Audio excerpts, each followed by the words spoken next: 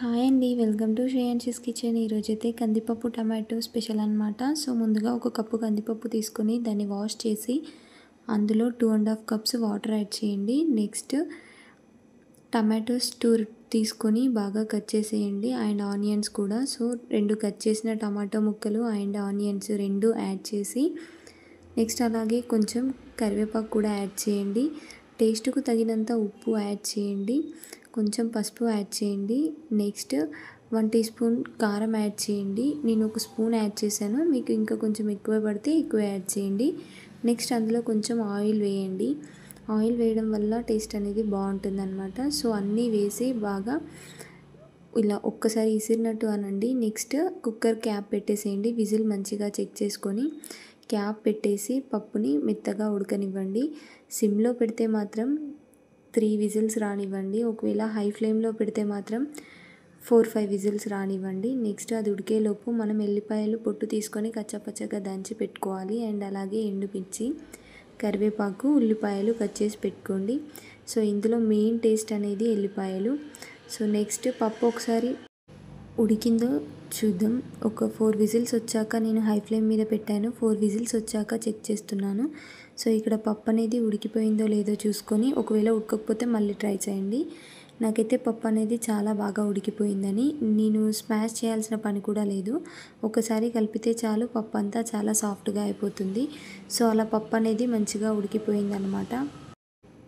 బాగా కలిపేసుకోండి. పప్పు మంచిగా ఉడికిన తర్వాత చూసుకొని నెక్స్ట్ మనం పోపు పెట్టేసుకుందాం. ఒక ప్యాన్ పెట్టి ఆయిల్ వేయండి.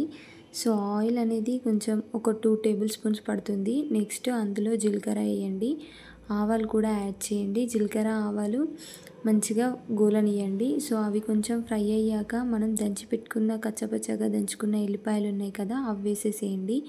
నెక్స్ట్ అందులోకి ఆనియన్స్, ఎండుమిర్చి, కరివేపాకు కూడా యాడ్ చేయండి. సో అన్నీ వేసేసి మంచిగా కలపండి. ఒకసారి బాగా కలిపిన తర్వాత దాన్ని హై టు లో ఫ్లేమ్ అడ్జస్ట్ చేసుకుంటూ పోపు అనేది మంచిగా ఫ్రై అవ్వనివ్వండి. సో పోపు ఫ్రై అయితే టేస్ట్ అనేది చాలా బాగుంటుంది. అందుకోసం అని చెప్పేసి పోపుని మంచిగా ఫ్రై చేయండి. నెక్స్ట్ ఆ ముక్కలన్నీ ఫ్రై అయ్యాయా లేదా చూసుకొని అందులో కొంచెం పసుపు యాడ్ చేసుకోవాలి. మనకు పోపులో మెయిన్ ఇంగ్రీడియంట్స్ అదే అనమాట. సో పసుపు యాడ్ చేస్తున్నాను నేను. సో పసుపు యాడ్ చేసేసి నెక్స్ట్ దాన్ని కలిపేసేయండి. మనం ముందుగా ఉడకపెట్టుకున్న పప్పు ఏదైతే ఉంటుందో పప్పుని ఇందులో యాడ్ చేసేసుకోండి పోపులో. సో పప్పు మొత్తం ఒక్కసారి మనం యాడ్ చేసిన తర్వాత పప్పు గిన్నెలో కొద్దిగా వాటర్ వేసి మళ్ళీ యాడ్ చేసుకోవాలి. ఎందుకంటే మనకి కొంచెం లూజ్గా రావడం కోసం అండ్ అలాగే పప్పులో ఏం పోకుండా ఉంటుంది కుక్కర్లో. సో అలా అని చెప్పేసి కొద్దిగా వాటర్ యాడ్ చేసి ఇసిరినట్టు అని నెక్స్ట్ ఇందులో యాడ్ చేసేసుకోండి. అంతే, మనకి వేడి వేడి టమాటో పప్పు అనేది రెడీ అయిపోతుంది. ఒక 2 మినిట్స్ నుంచి స్టవ్ ఆఫ్ చేసుకుంటే అయిపోతుందండి. వేడి వేడి టమాటో పప్పు రెడీ. టేస్టీగా ఉంటుంది. అండ్ ఈ వీడియో కనుక నచ్చినట్టయితే ప్లీజ్ మన ఛానల్ని సబ్స్క్రైబ్ చేసి వీడియోస్ని లైక్ చేయండి. మీరు సబ్స్క్రైబ్ చేయడం వల్ల నాకు ఇంకా ఎంకరేజింగ్గా ఉంటుంది. సో ఇప్పుడైతే నేను ఆ వాటర్ ఇసిరి పోసేసి సో ఒకసారి కలిపి ఒక 1-2 మినిట్స్ ఉంచేసి స్టవ్ ఆఫ్ చేసేస్తున్నాను.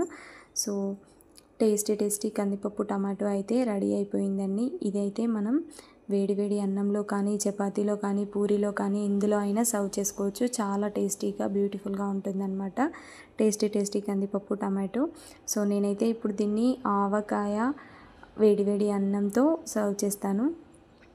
ఒక 2 మినిట్స్ తర్వాత ఆఫ్ చేసేసాను. చూడండి ఎంత బ్యూటిఫుల్గా ఉందో.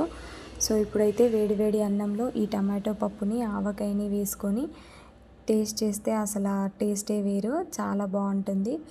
అండ్ వీడియో నచ్చితే తప్పకుండా లైక్ చేసి ఛానల్ని సబ్స్క్రైబ్ చేయండి. ఎల్లిపాయలు వేయడం అస్సలు మర్చిపోకండి, అదే టేస్ట్. థ్యాంక్ యూ అండి. Thank you for watching.